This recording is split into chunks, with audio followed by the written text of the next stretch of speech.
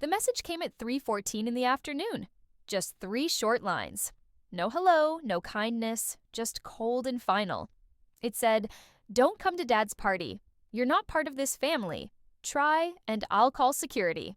Chase Carrington, my half-brother, who's 3 years younger than me, was a full-time executive and also kind of the family's gatekeeper.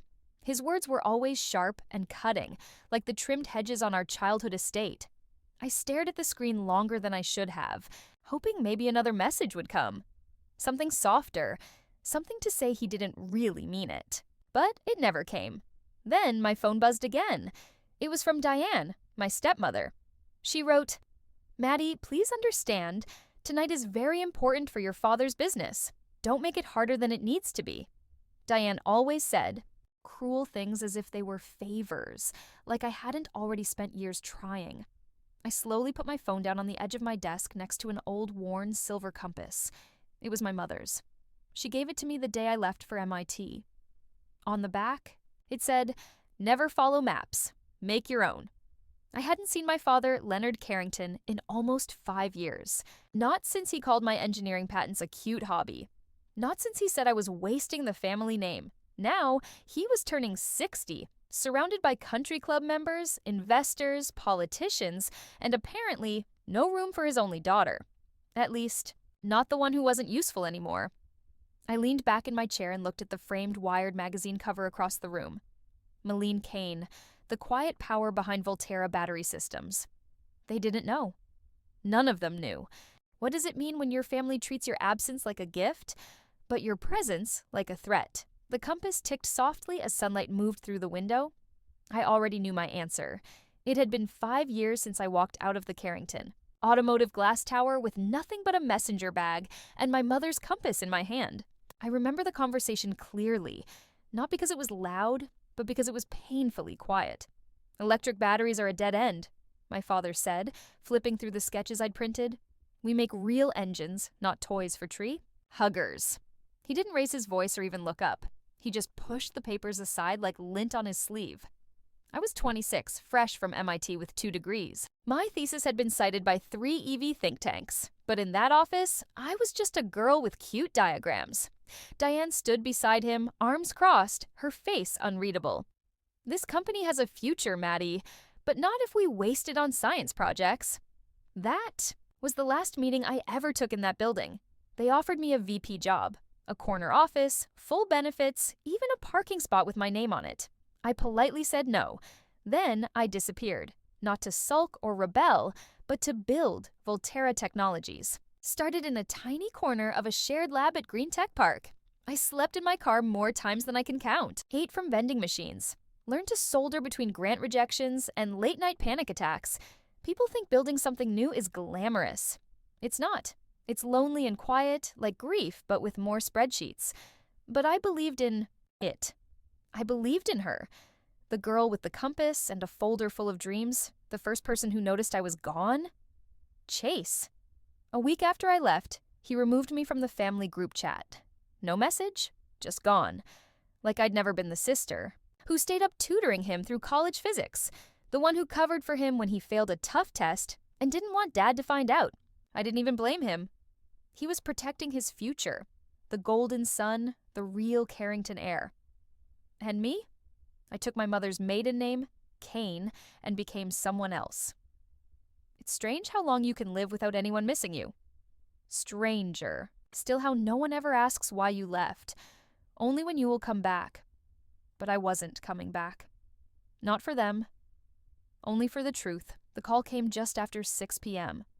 I was standing barefoot in the kitchen, watching the kettle boil, but not even sure if I'd added water. "Everything's ready for tonight," Jeremy said. His voice was steady and clipped. He always saved warmth for off hours. "Harrison's team confirmed the announcement. Are you sure you want to do it this way?" Jeremy Lee had been with me since the beginning, back when Volterra was just a hopeful name and a messy lab bench. He'd left a sure 6-figure job at Tesla to help me build something no one else believed in. But us. I turned off the burner, watching the red coil fade to black. "Yes," I said. "I need to be there. He needs to see me, Leonard, all of them." Jeremy paused. "James Harrison personally asked you to be present. You're the face now, Maddie. It's time. James Harrison wasn't just any investor. He was the investor. A billionaire, quiet and controlled. The kind of man whose name made CEOs stand taller and reporters turn off their recorders. His firm had been circling Carrington Automotive for months, watching it lose market share and money in real time. But he hadn't acted. Not until Volterra stepped in. Not until I said, I'll offer them first rights, but I'll deliver the offer myself. I got dressed in silence.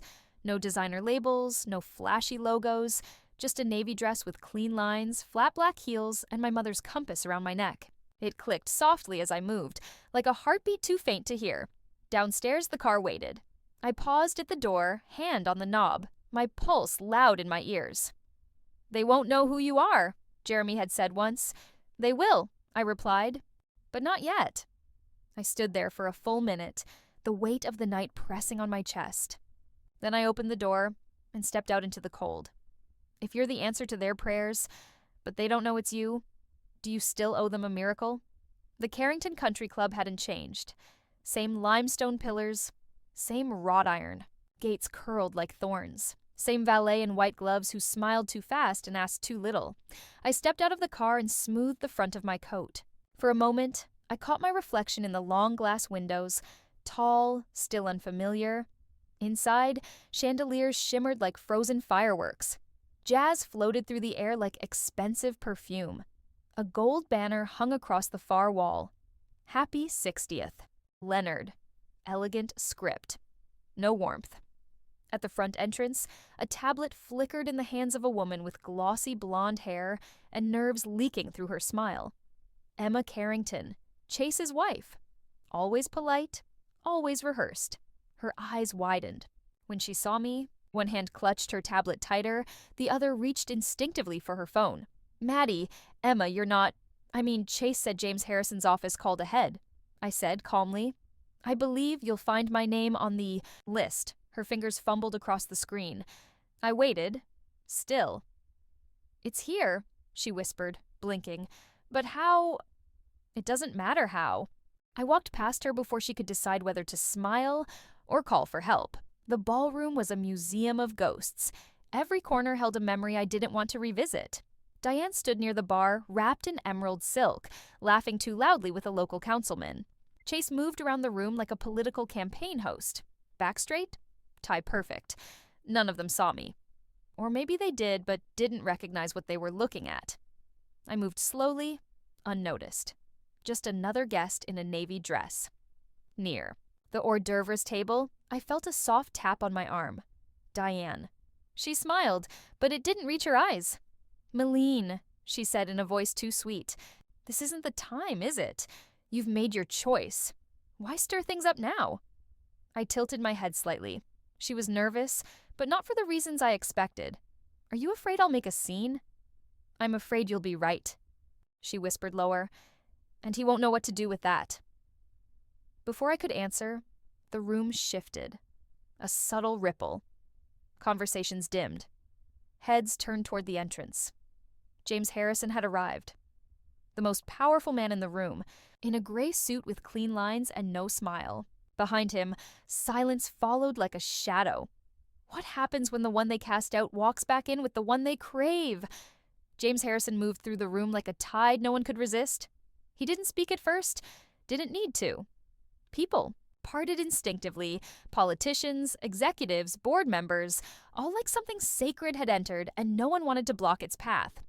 My father, Leonard Carrington, stepped forward first. His smile was wide and bright.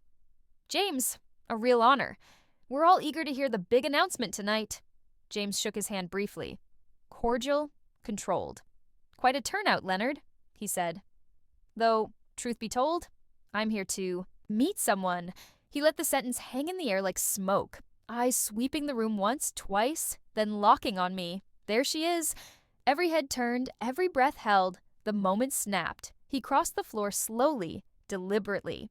My father's smile faltered. Diane's face froze. Chase went still beside a tray of champagne. Miss Kane, James said, extending his hand. Or should I say, Miss Carrington. The silence cracked. It didn't explode. It cracked like ice under pressure. Someone gasped. Somewhere a glass slipped and shattered on marble. My father searched his face. I don't understand. You know her? James chuckled lightly. Leonard, your daughter is the reason we're all standing here tonight. Did you truly not know? He turned slightly, addressing the room. Ladies and gentlemen, allow me to formally introduce the founder and CEO of Volterra Technologies, Malene Carrington Coe. No one moved. Not even me. You've been chasing Volterra for months, I said softly, stepping forward. Meeting after meeting, proposal after proposal. I looked at my father. Really looked. You never once imagined the person you were so desperate to meet was the one you told to stop wasting time on batteries. That's not possible, Chase blurted, voice cracking. You've done nothing since you left. Nothing? I tilted my head. That nothing currently powers 4 of the top 5 EV manufacturers in North America. That nothing is worth $3.8 billion. Leonard staggered, reaching for the back of a chair. The patents, the technology, that was you? I nodded, and for the first time, I saw recognition trying to outrun disbelief. You raised the girl who rebuilt the industry, James said simply. You just weren't looking. Diane stepped forward, panic sharp in her voice. Leonard, you can't let her take control. Everything we've built, you mean the company clinging to combustion engines in a market shifting electric? I interrupted. The company with 3/4 declining profits. That company? My voice didn't rise. It didn't need to. I wasn't angry. I was undeniable. James reached into his briefcase and pulled out a slim folder. As discussed, Volterra Technologies will acquire a 58% controlling interest in Carrington Automotive. Ms. Carrington will assume CEO duties effective immediately. Whispers started low, then rippled. Chase turned red. Diane's face paled. And my father, he said nothing, just stared.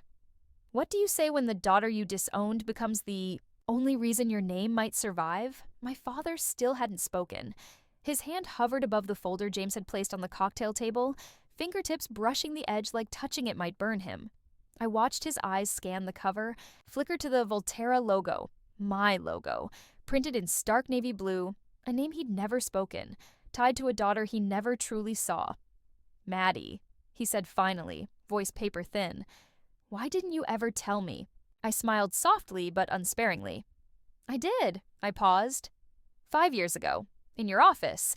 I brought you drawings, projections, a working prototype. You called them childish. Told me to grow up and learn real business. He looked down. No rebuttal. Only silence. Chase stepped in, fists clenched, voice rising. Dad, you can't let her do this. She left. She gave up her place. She doesn't deserve— Be quiet, Chase. The words cut clean. Even Diane blinked. But just stop. My father's voice steadied. Darker now. You had every opportunity, and you didn't do what she did.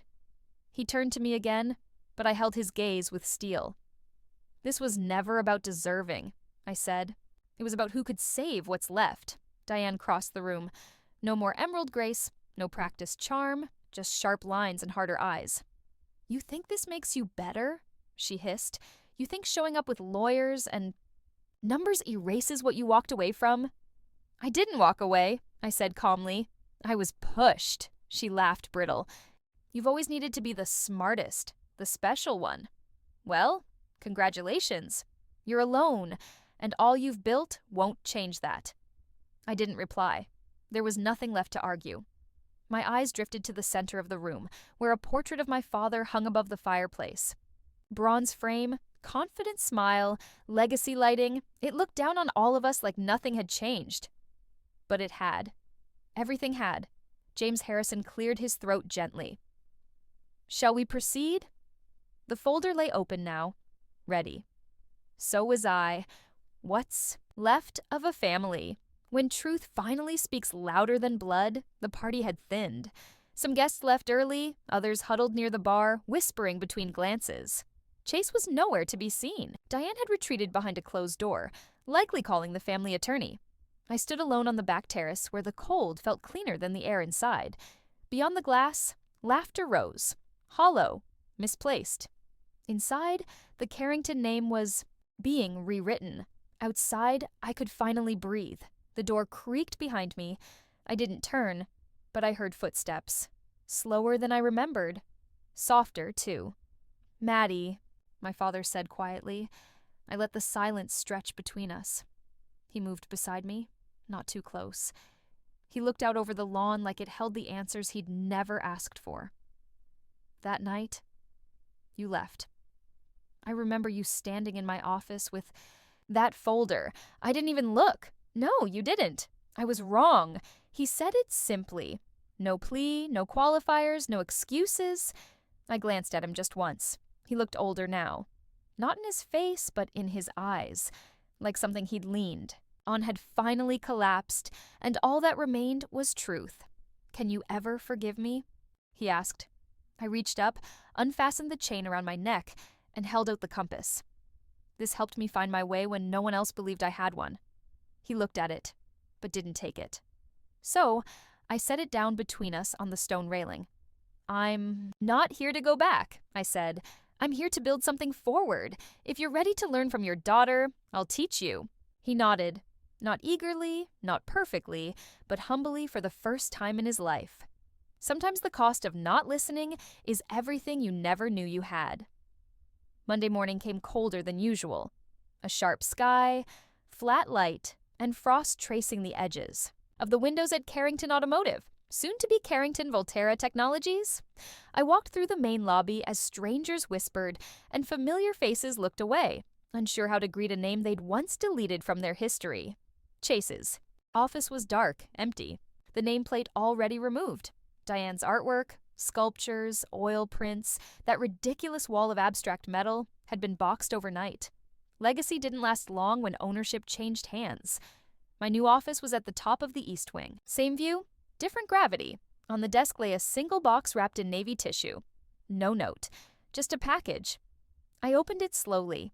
Inside was my mother's old MIT engineering textbook, worn at the edges and held together by yellowed tape.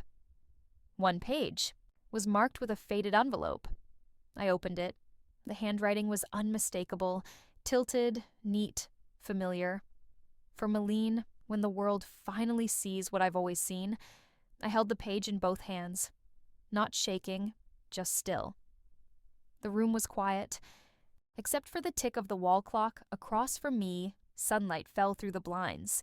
Catching the silver glint of the compass on the stone windowsill, I'd left it there where he could see it, where he could decide what to do with it.